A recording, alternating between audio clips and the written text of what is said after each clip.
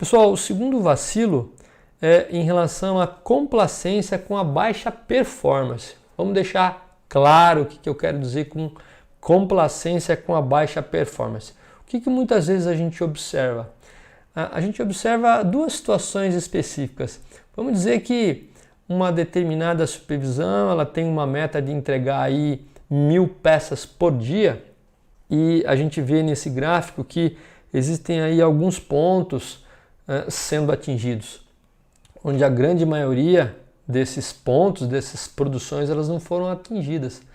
Então, se você analisar em relação ao histograma, eu gosto sempre de manter essa mesma distribuição em relação a outro gráfico para que você possa ir se acostumando com algumas ferramentas que podem te ajudar, mas se você coloca esses mesmos dados em torno de um fluxograma, de um histograma, você pode perceber que realmente em relação à expectativa, você atingiu uma quantidade de produção acima de 1.100 peças com uma porcentagem muito pequena. E muitas vezes acontece isso e não existe uma análise crítica simples para entender o que está acontecendo. Qual é a causa de não atingirmos essa meta? Quais são as ações básicas, poucas ações, sobre as causas que a gente acredita que uma vez tomada, aquilo vai adiante. Qual é o plano de ação em relação a isso? Então é importante que o supervisor fique atento em relação ao fato de, por dias seguidos, ele não está conseguindo atingir a meta. É necessária uma análise crítica. Então essa é uma situação. Agora, uma outra situação ainda mais curiosa acontece e com muito mais frequência. Nessa primeira você tem aí um compromisso, uma meta de fazer 1.100 peças dias, com aí poucos dias atingindo esse objetivo. Agora perceba bem uma outra situação. Você tem uma situação em que você precisa entregar 1000 peças por dia e quando você calcula a média, você percebe que realmente você está entregando as 1000 peças. Então, esses dados do lado direito são colocados através de uma carta de controle, de valores individuais, que a gente chama de E-chart, onde você tem aqui a média de 1004,9 e os limites de controle. Então você percebe que, poxa, mas não tem nada de errado comigo. Eu tenho uma meta de 1000, eu estou fazendo 1004,9, então para mim está tudo bem. Mas vamos lá, pessoal, será que está tudo bem? Quando você se baseia simplesmente na avaliação de uma meta, isso pode ser extremamente perigoso, porque uma média sem você acompanhar a variabilidade em torno dela, que a gente chama de ruído, é extremamente perigoso e enganoso. Vamos ver essa situação? Então, quando você pega esses mesmos dados e faz a distribuição através de um histograma, você percebe que existe uma parcela que você está entregando, que você deixou para trás, aliás, que você atingiu, e tem uma outra parte que você não atingiu. Por exemplo, essa situação, onde eu faço o mesmo histograma com uma outra ferramenta, você consegue perceber que 60% das vezes você atingiu um valor menor do que 1000 peças.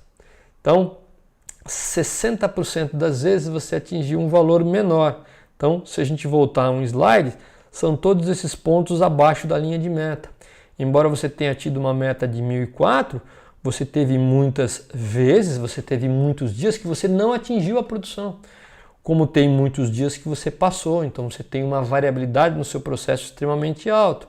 Então, quando eu começo a enxergar a variabilidade como um todo, eu vou perceber então que somente aí 40% das vezes eu atingi 1000 peças ou mais, mas 60% das vezes eu não atingi a minha produção, mas pela média estava tudo certo.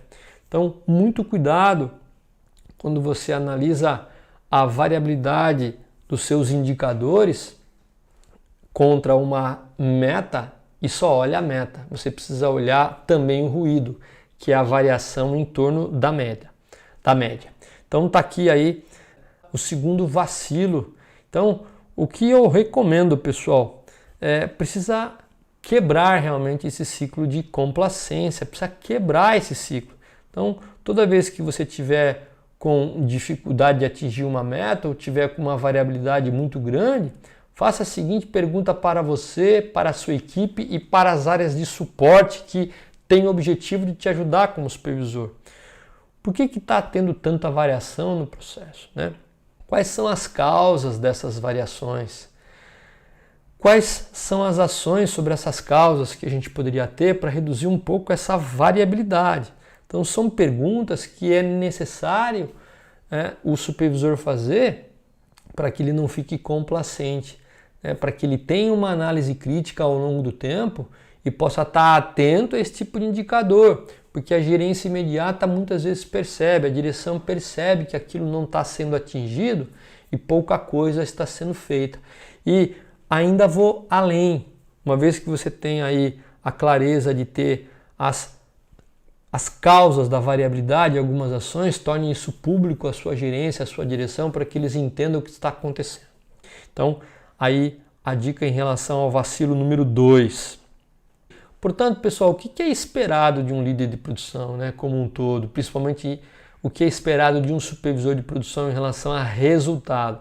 Pessoal, perceba bem esse indicador. Esse indicador aqui, vamos considerar que quanto menor os valores, melhor é. Por exemplo, redução de scrap, custos operacionais, quanto menor, melhor. Se fosse, por exemplo, produtividade, peças por empregado, poderia ser um indicador de quanto maior, melhor. Então, esse caso aqui é quanto menor, melhor. Então, suponha que seja um indicador de scrap ou de reclamação de cliente.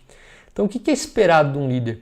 Você tem uma situação antes, na qual existe uma variabilidade, né, entre os pontos mais baixos e os pontos mais altos, os picos e os vales, existe uma média, e é esperado o quê? Que uma vez que o supervisor analisou essa condição, ele possa entender as causas, promover algumas ações e executar uma mudança a partir de uma determinada data e depois, uma situação depois que ele tomou algumas ações assertivas sobre a causa, ele tem uma situação em que a média e a variabilidade é menor do que a situação anterior.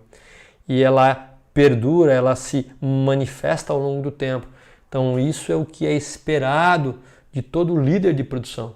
Você tem uma situação antes de variabilidade, média alta, no caso aqui, por exemplo, scrap, e você realmente faz uma análise crítica, entende o que está acontecendo com a sua equipe, toma algumas ações e o resultado passa a ser melhor e mantido ao longo do tempo. Então, isso é o que é esperado. Ou, no mínimo, você é pago, pessoal. Esperam do supervisor que você apresente o que? Uma tendência, né? Que você, ao longo do tempo, vá melhorando aquele indicador, que você tenha uma tendência de queda ou de aumento em função da natureza daquele indicador, que muitas vezes é melhor tendência negativa ou tendência positiva. Então está aqui para que você entenda realmente o que é esperado de um líder de produção para que combata aí a complacência em relação aos seus resultados.